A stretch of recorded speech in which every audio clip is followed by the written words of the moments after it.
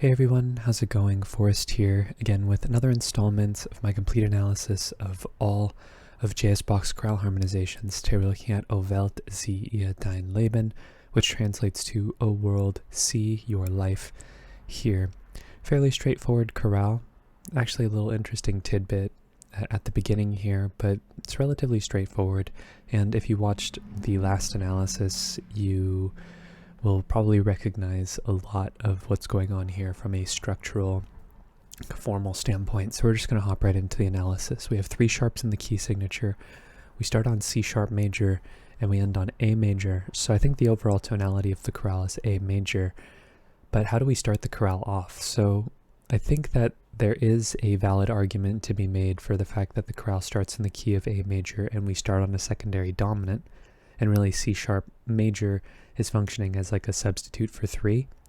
But I think I'm going to go ahead and say that we start off in the key of F sharp minor. And the main reason why is because, I analyze more in like a momentary context. At this point in the piece, we don't know whether or not three sharps in the key signature, connotes F sharp minor or A major. So when I hear C sharp major going to F sharp minor, there's nothing inherently A major about that, so I'm going to analyze it in the key of F sharp minor. That would make this C sharp major chord 5-6 because it's over E sharp. We then go to F sharp minor, F sharp, C sharp, F sharp, and A, which is our tonic triad, and in the key of A major, it is our 6th chord. So this looks kind of strange at the beginning. I think this has more so to do just with semantics. It's an accurate analysis from my perspective, but you could also analyze this entirely in the key of A major. I don't see any problem with that. So 6 takes us to 5, E major, G sharp, B, E, and B. Another 5-6 chord coincidentally. And then we get A major, A, E, and C sharp, tonic triad, root position, passing tone here in the melody before we get C sharp, A, E, and E, which is just taking our tonic triad and inverting it, so we don't need to reiterate the Roman numeral. We then get B, A, F sharp, and D, which is B minor 7. That's a 2-7 chord in root position. That takes us to 5-7, E, G sharp, E, and D. It's an incomplete 5-7, which is E7. But that doesn't make much of a difference because the 5th of the chord is the least impactful tone. It doesn't really change the function or the structure of the chord, unlike taking away the 3 or the 7 of the chord would. And then our imperfect authentic cadence ends with A major, A, E, and C sharp, tonic triad, root position. And then we move to the next phrase, which has the same sort of ambiguity as the second phrase in yesterday's chorale, where there are elements of half cadence and imperfect authentic cadence here. I think both are valid analyses. It really just depends on your relationship with the harmony. And for me, the melody is what directs my ear a lot of the time. And I hear this G sharp wanting to resolve up to A, not going down to E. And coincidentally, it does go down to E in the next melody, but I have to imagine where this phrase would go if it were to resolve, and the point of the next melody isn't necessarily to resolve the previous phrase. Not always, at least.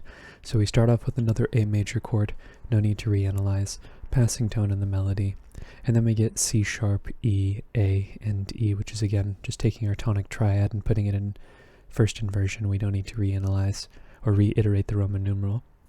On neighboring 7th here before we get C sharp, E, A, and E again. No need to reanalyze, that's still A major. Passing tone in the bass, and then we get E major, E, G sharp, and B, which is our 5 chord in the key of A major. And this F sharp is like preparing a suspension for the next beat, but it's a non-chord tone in this context. And it's also a non-chord tone in this context as well. We have C sharp, G sharp, E, and C sharp, which is C sharp minor. That's a 3 chord in root position in the key of A major. And I think this would be a logical point for us to say that a modulation would be happening to the key of E major, because C sharp would be our 6th chord in the key of E major, and the next progression would effectively be 6-2-5-1, which is obviously a very normative progression, and Yeah, but to me, like I said, because it's governed mostly by the melody, I don't really think we've left the key of A major, in comparison to the phrase that we're going to see in the next system, which shares a lot of common qualities with this, except for it does modulate to the key of E major.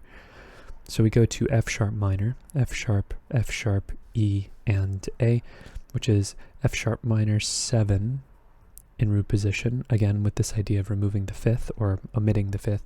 Wasn't really removed because it was never there in the first place. 3 going to 6 is just as much a normative progression as 6 going to 2.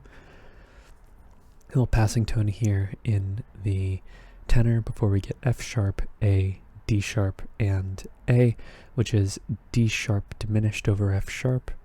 That would be 7, 6 of 5 because D sharp is the leading tone to E and E is our 5. And then we get E major, E, B, E, and G sharp. In the key of E major, that would be 6, 2, and not 5. Apologies, that would not be a 5 chord. We would need a B somewhere in order for this to be a 5 chord. This would be 6, 2, 7, 7, 6, 1. So a 2 to 7 progression would be kind of interesting, and I guess behind the scenes that's around about what's happening also in the key of A major. It just looks a little bit more or considerably more hidden actually, because 6 going to 5 is really the big progression here, and we have an intermediary chord splitting the difference between the two. But going into the next phrase, we have a less ambiguous half cadence in the key of A major. We start off with E major again, E, G sharp, E, and E, another incomplete chord here without the fifth of it.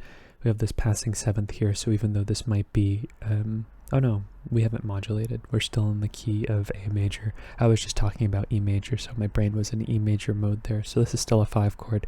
We don't need to analyze again. We have F sharp, C sharp, C sharp, and A. That's F sharp minor, which is our 6th chord in the key of A. And then we have G sharp, B, E, and B, which is E major over G sharp, so 5, 6, kind of evoking that progression that we saw at the beginning of the chorale. And then we have A major, A, E, and C sharp, which is our tonic triad in root position.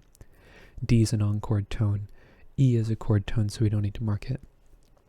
Then we have D, F sharp, A, and D, which is D major in root position. That's our 4 chord in the key of A major. And then we end on, after this passing 7th in the melody, we then end on E major, E, B, G sharp, and B, which is, as we already know, our 5 chord in the key of A major. Okay, moving on to the next phrase, we're going to see a modulation to the key of the relative minor near the end of it. Coincidentally, we start the phrase off with that same sort of 5, 6 to 1 progression that we started the chorale off with, but I don't think that's indicative of a modulation in this context because of the progression that happens afterwards. It feels very similar to this, but because we have a precedent in the key of A major, it's a different context. Unlike here, where the first thing we hear is a 5-1 progression in the key of F sharp, what we know at this point is it's in the key of F sharp, whereas the rest of the phrase feels like it has been pivoted to A major. Here the chorale's been in A major for virtually its entire duration, and we're seeing a tonicization here. So we have E sharp, G sharp, G sharp, and C sharp, which is 5, 6 of 6, the dominant of F sharp minor.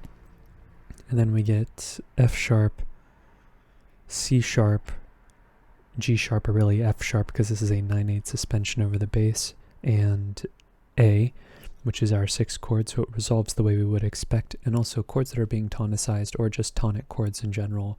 It's very common to see 9/8 suspensions over them in Bach's chorale writings, so that's a pretty cool thing that's happening. And here we get G sharp, B, F sharp, and B. I think this F sharp is a 7/6 suspension over the bass, making this E major over G sharp.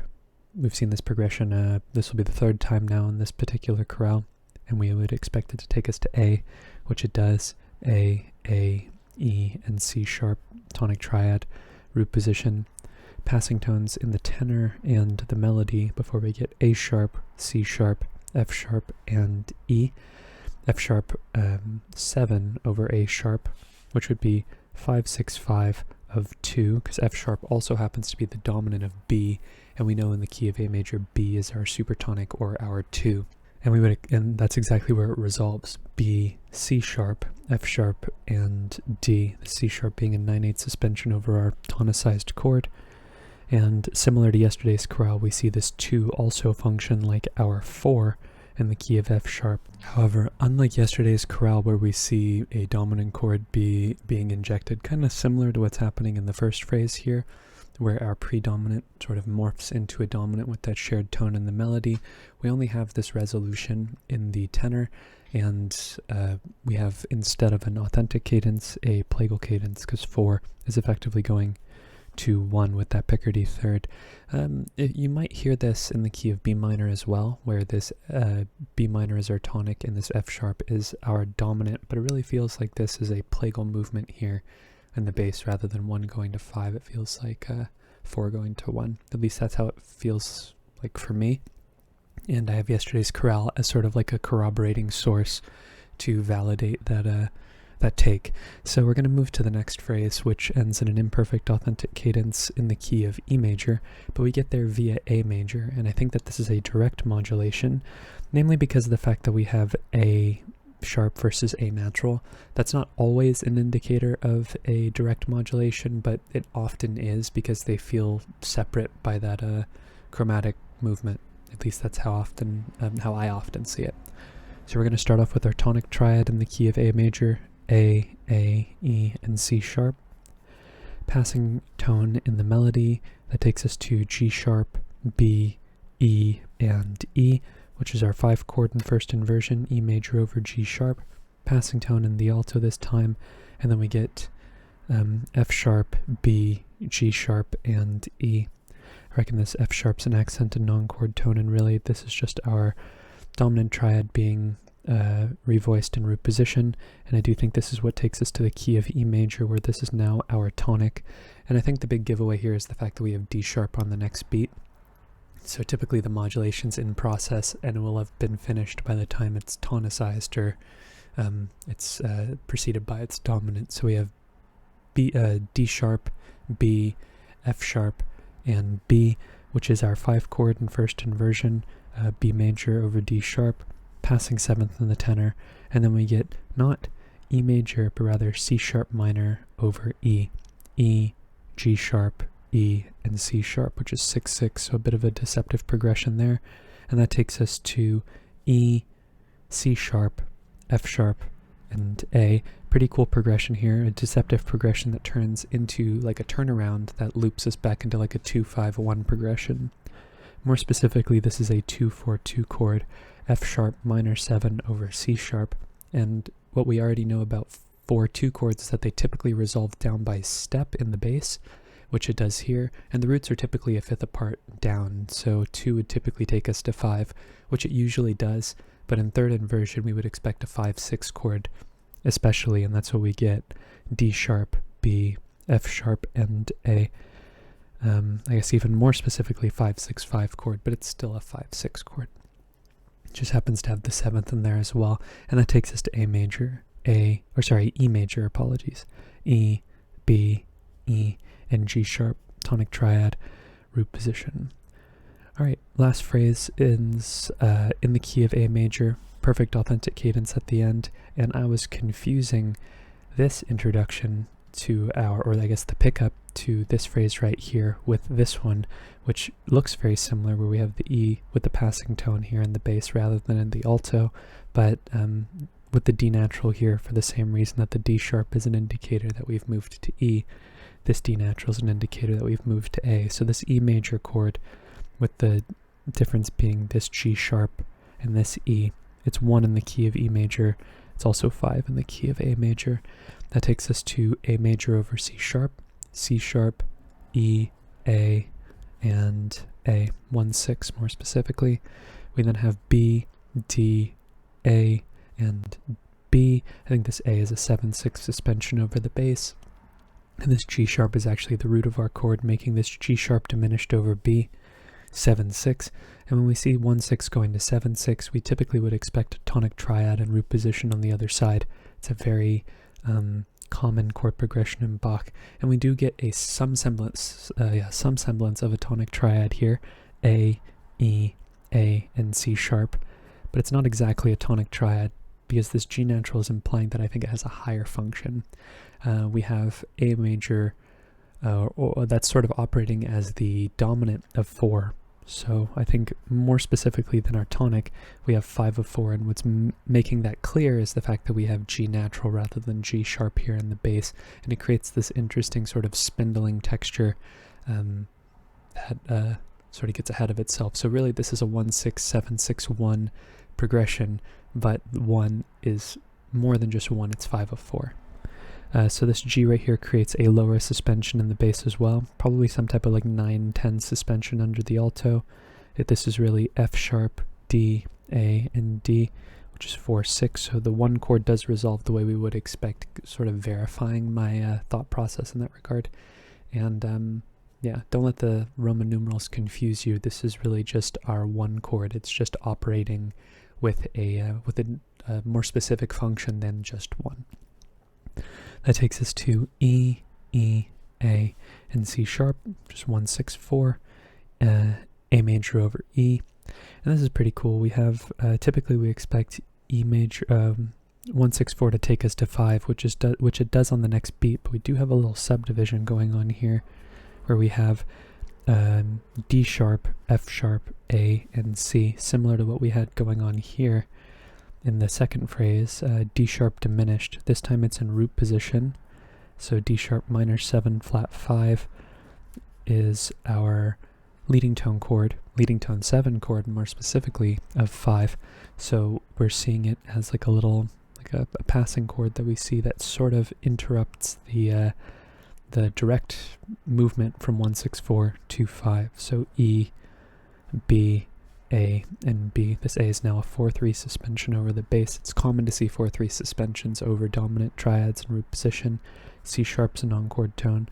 Oh, and this D right here, I didn't get this in my notes. This D right here happens at the same time as the resolution, so I'm inclined to believe that this is not just a 5 chord, but rather a 5-7 chord. And when we have these interrupted 1-6-4-5 progressions, which happen from time to time, typically I use this hashed bracket because it's implied, even though there's a chord that's in the middle there. And I'll just put the 5-7 off to the side here. And that takes us to 1, of course. A, C sharp, E, and A. Tonic triad, root position. And that's today's analysis. So I think the big takeaways from this chorale are actually just at the end here before I forget about it. This interrupted 1-6-4-5 progression, even though it's happening with a subdivision, that's really... it's still pretty cool that it's being interrupted in a sense. What else happens? The beginning of the chorale I think is very interesting. The fact that 6 is being tonicized from the very beginning. I think the takeaway is, what is the implication of a secondary dominant or a dominant of a different key, of a different chord at the beginning of a chorale have on the key, and how that will impact your analysis? Like, are we in the key of A here, or are we in the key of F sharp? I think that those are important questions that could lead your analysis and help break ties between, you know, which you want to stick with. I think they're both valid takes, though, so it really is just like minutia at that point. But other than that, we do have a little chromatic bass line here. G sharp A, A sharp B. It's always cool when that happens. Typically descending chromatic bass lines are more interesting, but it's not, you know, ascending chromatic bass lines typically consist of, you know, chains of leading tones tonicizing the next chord up the scale, so 1 going to 2, for instance. So they're not super interesting, but, you know, it's a chromatic bass line nonetheless.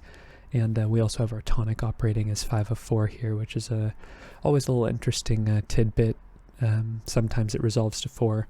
Most of the time it resolves to 4, but sometimes it resolves to 2, like a secondary deceptive progression. So sometimes we see variations on where the chord can resolve or does resolve. And yeah, that's today's analysis. I'm going to cap the video off on those thoughts. If you're interested in following me along on the journey to analyze all of Bach's chorale harmonizations, feel free to subscribe to the channel. You could also hit the notification icon and like the video if you enjoyed the content. Thank you so much for watching the video and supporting the channel by doing so. I look forward to tomorrow's analysis, and I hope you take care.